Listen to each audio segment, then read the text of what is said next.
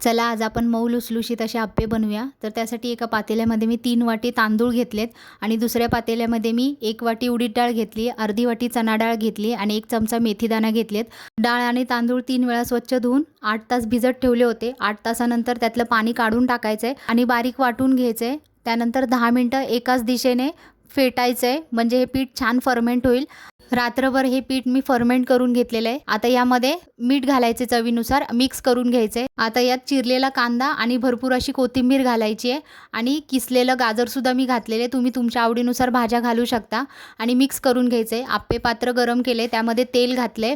आता यामध्ये हे सगळं आप्प्याचं बॅटर घालायचे आणि वरती झाकण ठेवून बारीक गॅसवरती 5 मिनिटं एका बाजूने वाफवून घ्यायचे। त्यानंतर पलटी करून दोन्ही बाजूनी हे आप्पे सोनेरी रंगावरती भाजून घ्यायचे। तर बघा आपले मऊ लुसलुशीत असे आप्पे तयार आहेत।